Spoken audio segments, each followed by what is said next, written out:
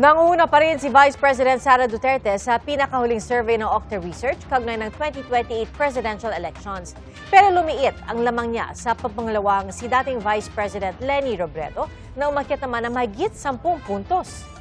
Saksi si Ian Cruz. Sa pinakahuling survey ng Octa Research tungkol sa pre-election preferences sa 2028 elections, nangunguna pa rin si Vice President Sara Duterte sa 26 na posibleng tumakbong presidente na ibinigay ng Octa. Pinili siya ng 33% ng mga respondents. Double digit ang lamang niya sa pumangalawang si dating Vice President at ngayon Naga City Mayor Leni Robredo na may 21%. Pero kung ikukumpara sa resulta noong fourth quarter ng 2025, makikita ang pagbaba ng resulta ng bise ng 5% at pag-akyat naman ng numero ng alkalde ng 13%.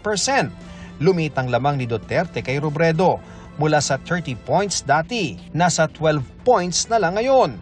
Kaya komento ng Octa, tila mas competitive ngayon ang preference landscape 2 taon bago ang 2028 elections. Hindi pa nakapag-isip, no, yung ating mga kababayan about this issue. Nagbabago pa yung kanilang pananaw. So, walang pwede magsabi, inevitable na. Hindi na pwede matalo. So, kasi nagnanaro yung gap, nagiging mas competitive yung, at least sa survey. Pero idiniin ng Octa na dahil ang pagbaba ng 5 points ni Duterte ay malapit sa margin of error na plus-minus 3%, dapat daw maingat itong ma-interpret. Ako si Sara Duterte. Tatakbo bilang Pangulo ng Pilipinas. Pebrero pa lang, nagdeklara na si Duterte na tatakbong presidente sa 2028. Tanong sa Octa, bakit kaya bumaba ang numero niya sa survey? Merong pagbabago doon sa base niya.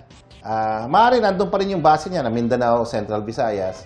Pero doon sa mga lugar na meron siyang preference, guys, sa NCR, Balanced Luzon, talagang bumaba. And kaya namin alam yan kasi doon din bumaba yung sa trust and performance ratings niya. Sa panig naman ni Robredo, simula daw umakyat ang numero niya sa pagbisita ni Pangulong Bongbong Marcos sa Naga. It's one of the turning points. Definitely hindi pwedeng hindi. Kasi wala akong masyadong ginagawa si VP Leni para ikampanya yung sarili niya eh. Yung konting ingin nangyari sa kanya ay nangyari dahil nung bumisita yung presidente doon, medyo nagkakaroon ng preference yung mga pro-Marcos para kay VP Leni. Nagkaroon din daw ng epekto sa resulta ang impeachment complaint laban kay Duterte at ang anunsyo ng ibang frontrunners na hindi na sila tatakbo. Ang survey ginawa noong March 19 hanggang 25, panoong hindi pa sinasabi ni Robredo na hindi siya tatakbo sa anumang national position. Ever since man, pag kandidato kong Naga, klaro sa kuya na din ako mabalik ng national.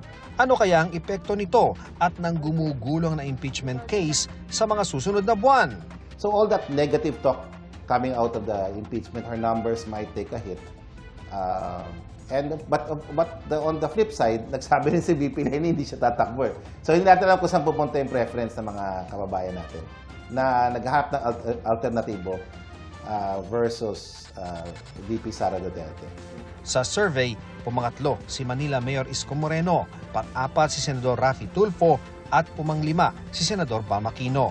2% sa mga na-survey ang undecided, 1% naman ang hindi nagbigay ng tugon, habang ang nalalabing 20% nakakalat sa 21 iba pang potential presidential contenders. Hindi raw kinumisyon ng survey at meron itong 1,200 respondents. Ian Cruz ang inyong saksi.